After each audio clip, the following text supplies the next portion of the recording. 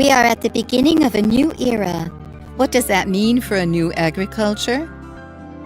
Above all, it means learning a lot of new things, following new approaches. Via the prophetic word, for almost 5 decades, the kingdom of God has been giving innumerable indications and help for all areas of life.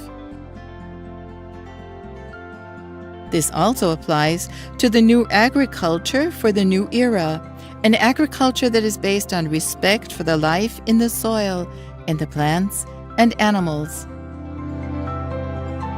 In the new agriculture for the new era, it is necessary to observe, to gain experience and to learn from it, aware that all life forms a great unity.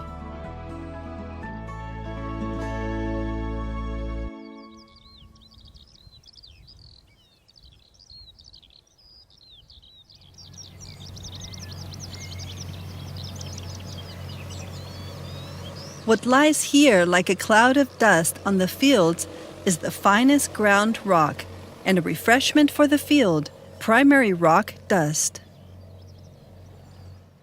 Often it consists of diabase, often called dolerite or basalt, depending on the region. It always has a different composition, and the special thing is that this primary rock is very rich in various minerals and trace elements that are totally important for the field, for all the microorganisms that live in the soil, or for plants.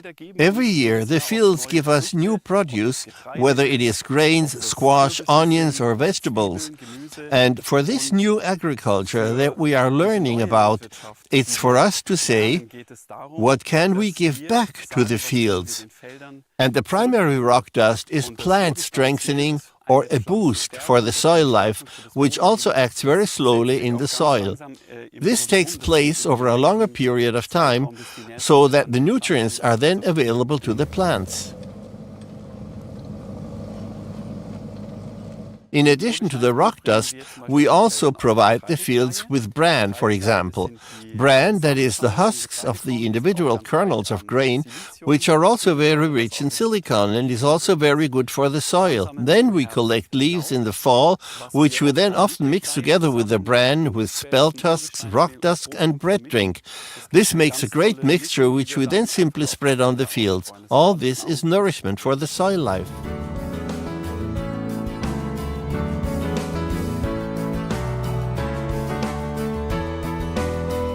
This is an agriculture without conventional fertilization, which works with natural means to strengthen the soil, giving something to the field instead of taking. Doesn't this approach revolutionize all known types of cultivation? It is not a cultivation technique or some sort of guidelines made by some farming association in which crop sequences in fields should be cultivated. But first and foremost, it is that we learn again to establish a connection to the fields. The communication to make us aware that in everything that lives on the field is the power of God. And that accordingly we treat every flower, every little grass that grows in the field, the crops that grow in the fields, with respect and appreciation. And this has an effect on the way we deal with the fields. The basis for the whole thing is always the golden rule of life from Jesus of Nazareth, which is known proverbially, "Do not do to others what you do not want to be done to you." And that always helps us to consider everything we do in the fields and ask, is now the right time to work the field? For example, we learn to tell the fields the evening before what we are going to do the next day, how we are going to work the soil, whether we are going to mow a fallow field, etc. Because everything is alive and everything feels and senses just like we human beings do. And just as I tell the small child what I am planning to do the next day, what will happen, I can also tell the fields the evening before. The next day, the tractor is coming, get ready. And we have often had the experience that, for example, the microorganisms in the soil then retreat into deeper layers so that we don't do too much damage to them with the machines, with which we, of course, also work or have to work at this time. It is completely contrary to other forms of agribusiness or agriculture as we know it. These are completely different tips on how we can treat the fields. Therefore, a completely new kind of agriculture.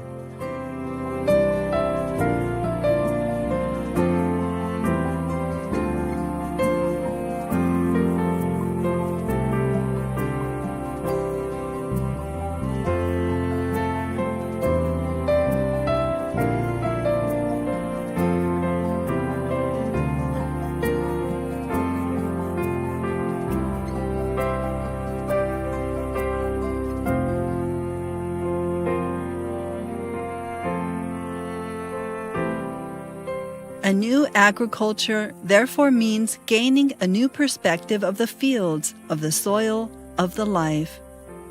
Pesticides, artificial fertilizers, as well as manure and slurry from livestock farming have no place in this kind of agriculture, as they only disturb the fine structure in the soil, impoverish the soil, or cause it to die completely, and that has fatal consequences. Healthy soil is the basis for all life on Earth, not only for us human beings, also for the plants and, of course, for the animals as well, which also eat the fruits of the plants. And one should simply be aware that there are approximately 30 centimeters of fertile topsoil on which everything grows and thrives, and that these 30 centimeters of fertile topsoil are the result of several thousands of years in which the smallest living beings cement or build up small plant remains with rock particles. This is done primarily by the earthworms, and it was only through this process that this fertile soil developed, and therefore it is also clear that there is nothing more valuable for us, and accordingly we treat this soil with respect and appreciation, the soil from which we all live. So the primary rock dust is totally important for the earthworms because they digest these fine rock particles together with the clay or the sand, depending on the type of soil you have and various plant parts. And this creates a very stable, healthy topsoil which holds a lot of nutrients for the plants and also makes the soil viable and stable. The earthworm glues the parts together, so to speak. It's like a layer of honey that glues everything together. And that's why there are fields with healthy soil life and many, many earthworms, and there is no danger from erosion by wind and water for a long time, because there is this stable crumb structure.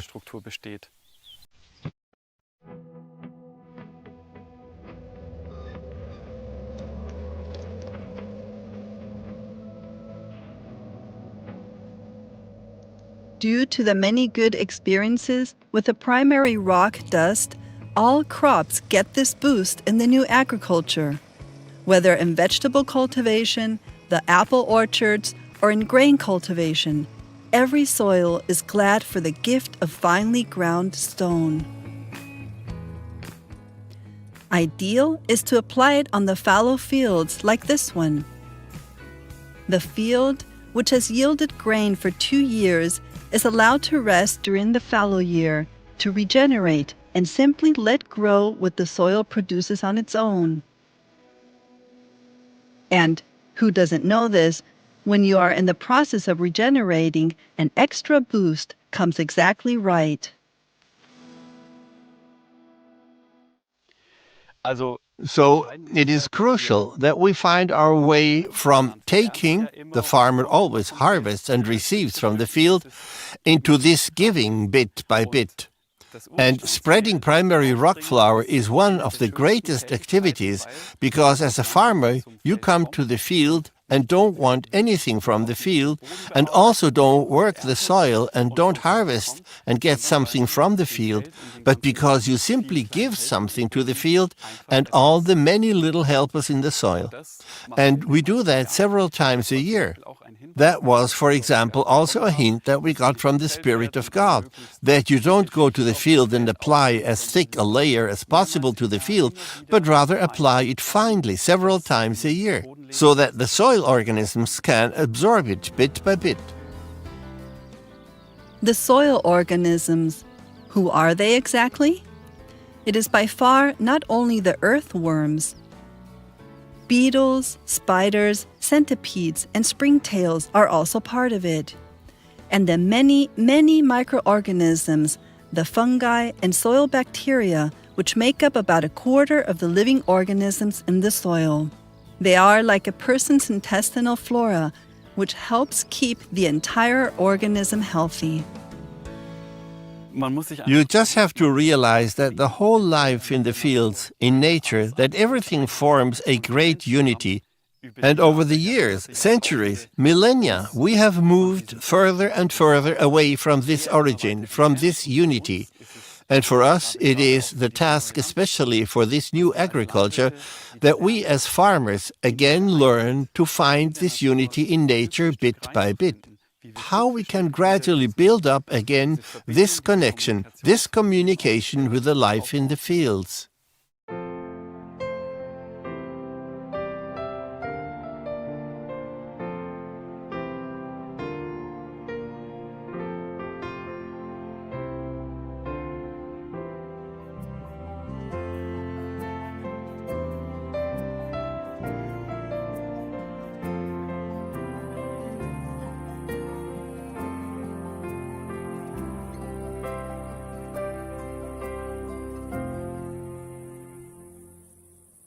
In order to learn this connection and this communication with the fields and with the whole life on the fields, it's a great help if, for instance, we either turn off the tractor during the day at work and go quietly to the field or stand at the edge of the field.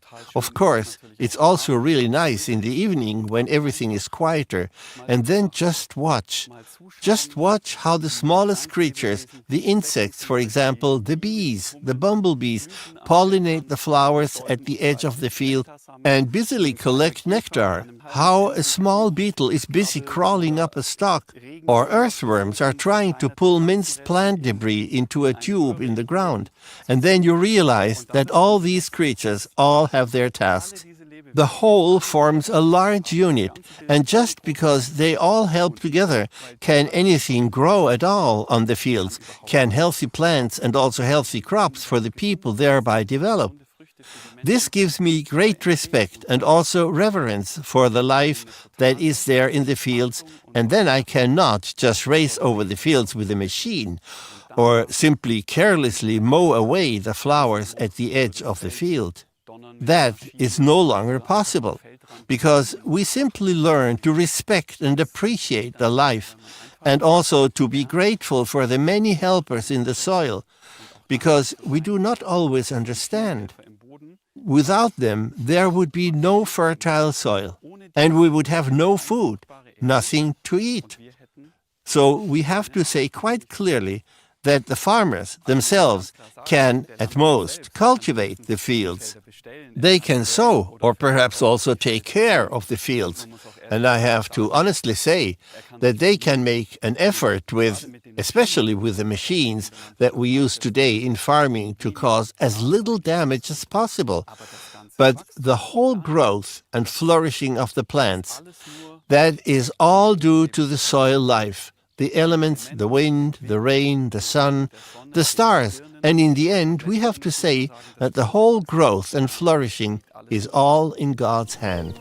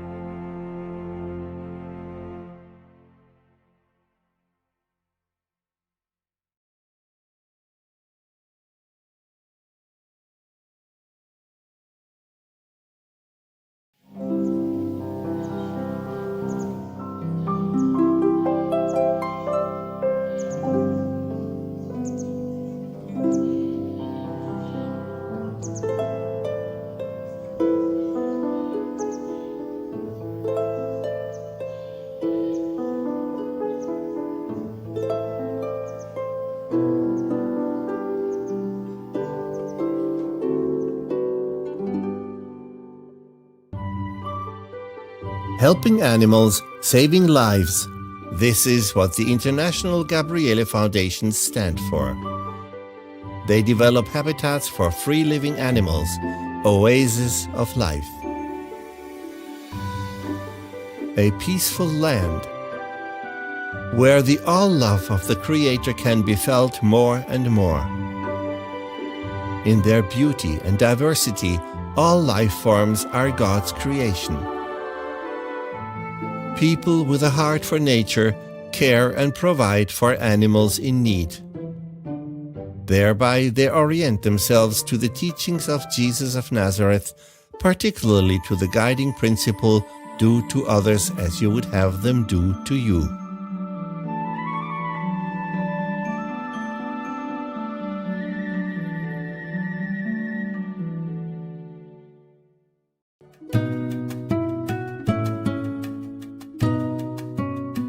All kinds of different animal species are cared for in the infirmary. Sick and injured animals get help here, as well as many orphaned young. Here they find a temporary place to stay until they are big and strong enough to be released into freedom.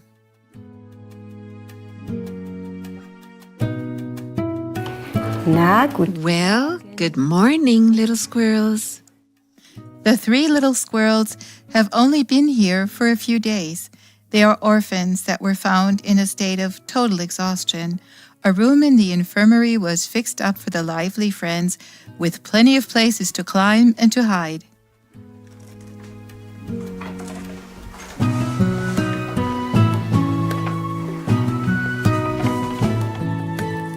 The smallest ones are still being bottle fed.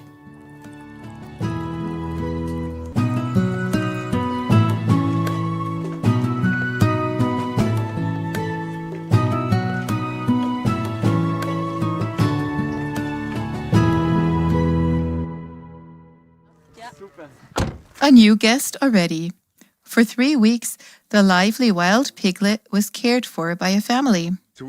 He came to us. A neighbor came to us. His boss was a hunter and shot wide while hunting, and unfortunately hit the mother. 2 other little ones or so must have fled into the woods, and this little guy stayed. So they took them with them. My neighbor came and said he wanted to butcher it. He thought he could make a suckling pig of it because he's a butcher. I took a good look at the animal. Well, its head was as small as a cat's, and you just can't kill something like that. Because it was only so big, it weighed perhaps, 2 kilograms, so we took it in. My wife then made a quick decision and said to the neighbor, "It's coming to us." The host family of the little piglet then made their very own experiences. Things went so far that it was soon lying on the sofa. And so it simply grew into our family life. Well, but then we wanted to provide a species-appropriate life for it, to look for some kind of sanctuary under. And then, thank goodness, we found our way here, where it can grow big like nature intended. That the International Gabriele Foundation can take in foundlings like Schweini is solely due to having built the infirmary. To install such a place to take in animals in need had become unavoidable. For one thing, we frequently found animals in the connective biotope system that needed help. And for another, people have come to us with little foundlings or injured animals, asking if we could help. And for this, of course, we needed appropriate rooms, and that's why we built this infirmary. Such a facility needs to be well thought through. The rooms should be suitable for the use of various species, and they have to be bright and friendly. The basic framework already existed, and then we separated the rooms with simple plywood walls, which we then insulated.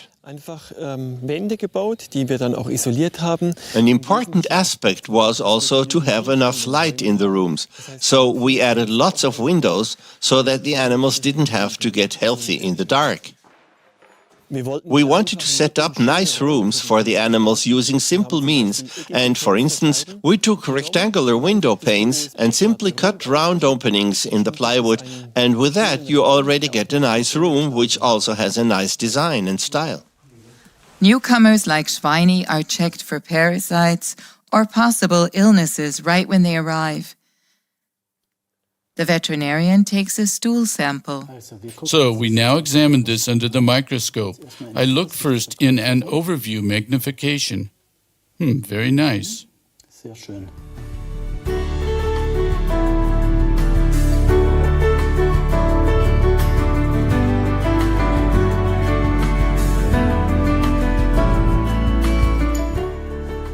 Fortunately, everything is fine with Schweini. Meanwhile, Katrin is busy caring for the other patients. Caruso, Ajay, and Kalito, the jackdaw, are hungry.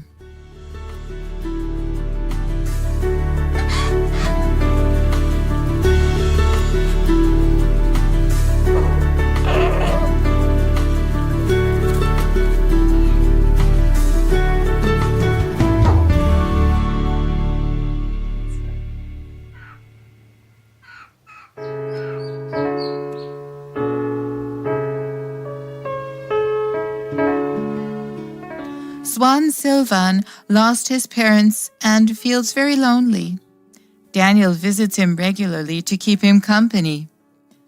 But in a few days, he will move to a special place for young swans so that the little swan can grow up with his own kind.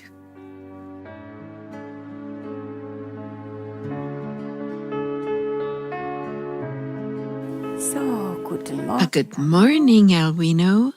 This little patient also needs special care, a little field hare. Its mother was run over. It's been in the care of the infirmary for 3 weeks already. Katrin is bringing fresh herbs. Well, Alvino is a wild hare, probably orphaned. Its mother couldn't be found, and so it came here and had to be bottle fed.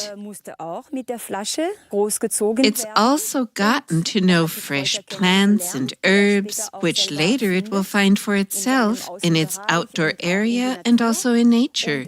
It eats very well now and will soon be far enough along to be released into freedom.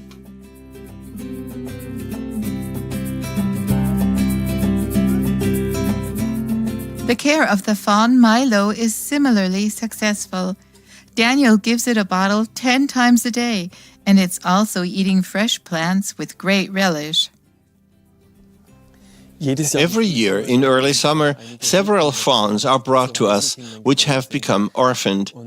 And it's a very intense and wonderful task to be able to care for these young animals, because particularly at the beginning, the connection to us caregivers is very intense. Every few hours they get their bottle of milk, and it's simply great to experience how these initially dependent young animals become more and more grown up and also independent. They then start eating their first plants and herbs, and every year it's a wonderful experience to be able to help them. To help animals, to nurse and care for them is an all-round job. Preparing their food, keeping their areas clean, administering medications. When there are fawns to care for, this means the caregiver has to bottle feed them every 3 hours, also at night. What moves the caregiver to take on this task? For me, it's very simply an ethical aspect. When I see that someone needs help, then it's given that I also help him, be it a human being or an animal or a plant.